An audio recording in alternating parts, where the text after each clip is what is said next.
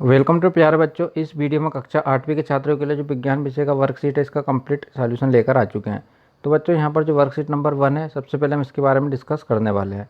तो ये रही बच्चों अभ्यास वर्कशीट फर्स्ट। अगर आप इसका जो पार्ट है इसे पढ़ना चाहते हैं तो आपकी जो वर्कशीट आपको दी गई स्कूल के द्वारा, वहाँ पर जाकर आप इसे एक बार ज़रूर पढ़ लें।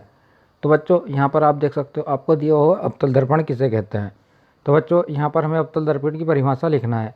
यदि किसी गोली दर्पण का परावर्तक पृष्ठ अवतल है तो इसे अवतल दर्पण कहते हैं। सिंपल सी डेफिनेशन बच्चों आपको लिख लेना है।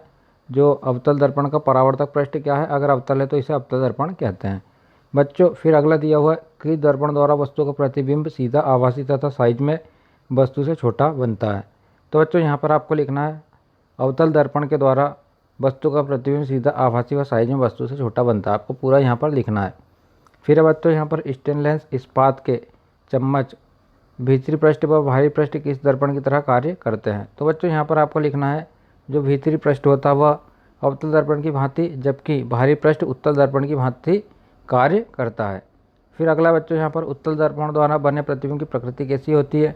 तो ये रहा बच्चों इसका आंसर। उत्तल दर्पण द्वारा बना प्रतिबिंब सीधा, आभासी व साइज में वस्तु से छोटा होता है।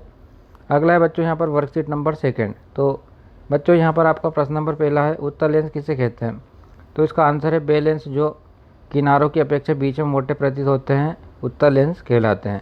तो आपको सिंपल से इसका उत्तर लिख लेना है। फिर है बच्चों अवतल लेंस द्वारा किस प्रकार का प्रतिबिंब बनता है।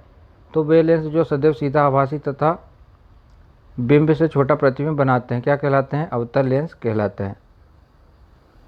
फिर है बच्चों अगला यहाँ पर जो क्वेश्चन है अवतल लेंस व उत्तल लेंस को चित्र द्वारा प्रदर्शित कीजिए। तो ये रहा बच्चों इसके चित्र, यह अवतल लेंस का चित्र और यह है उत्तल लेंस का चित्र।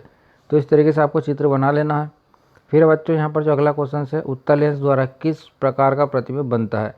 तो उत्तल लेंस के द्वारा बच्चों वास्तविक तथा उल्टा प्रतिबिंब बनता है। फिर यहाँ पर है स्व आकलन। तो बच्चों यहाँ पर आपको अपना आकलन करना है। तो पहला दिया और रिक्त स्थानों की पूर्ति कर रहा है। इसमें दिया है यदि प्रतिबिंब सदैव आभासी तथा साइज में छोटा हो तो यह किसी। तो बच्चों यहाँ पर आपको लिखना है अवतल दर्पण द्वारा बना होता है, अवतल दर्पण के द्वारा बना होता है। यहाँ पर लिखोगे आप अवतल दर्पण। फिर अगला जो है जो लेंस किनारों की अपेक्षा बीच में पतले होते हैं वो क्या कहलाते हैं बच्चों, ये कहलाते हैं अवतल लेंस। फिर यदि किसी गोली दर्पण का परावर्तक पृष्ठ उत्तल है तो इसे उत्तल दर्पण कहते हैं। तो यहाँ पर आप इसका आंसर लिख लें बच्चों और यहाँ पर जो सत्य है उसे देख लें। तो अवतल दर्पण से हम वास्तविक, आवर्धित तथा उल्टा प्रतिबिंब प्राप्त कर सकते हैं। तो बच्चों इसका उत्तर है गलत। फिर अवतल लेंस सदैव आभासी प्रतिबिंब बनाता है, बच्चों इसका आंसर है सही। फिर हम उत्तल दर्पण से सीधा, आभासी तथा वस्तु से छोटा प्रतिबिंब प्राप्त कर सकते हैं। तो इसका उत्तर है गलत। फिर बच्चों यहाँ पर अगला है उत्तल लेंस और अवतल लेंस का हमें चित्र बनाना है। तो जो पहला वाला बच्चों यह है उत्तल लेंस का चित्र। इस तरीके से आप उत्तल लेंस का चित्र बनाएंगे और इस तरीके से आप अवतल लेंस का चित्र बना लेंगे। तो बच्चों अगला जो क्वेश्चन है क्वेश्चन नंबर 4, दिए गए चित्रों में से उत्तल दर्पण में उत्तल दर्पण की पहचान कर उसके सामने मतलब उसका नाम हमें बताना है। तो ये रहा बच्चों जो पहला वाला है हमारे पास अवतल दर्पण, दूसरा वाला है उत्तल दर्पण। और अगला जो बच्चों आपकी अभ्यास वर्ग से फर्स्ट, इसके बारे में डिस्कस करते हैं। तो यहाँ पर आप देख सकते हैं बच्चों जंतु रेशे किसे कहते हैं। तो जंतुओं से प्राप्त किए जाने वाले रेशों को जातक या जंतु रेशे कहते हैं, जैसे ऊन और रेशम। फिर बच्चों हमें यहाँ पर 2 जंतुओं के नाम लिखना है।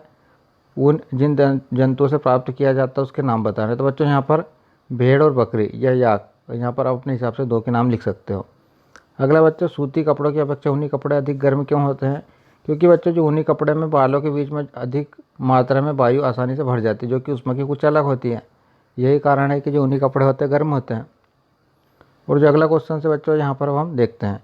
तो बच्चों यहाँ पर इतने ही क्वेश्चन है। अब जो अगली वर्कशीट है इसके बारे में डिस्कस करने वाले हैं। उम्मीद करते हैं बच्चों आपको वीडियो पसंद आएगा। Thanks for watching.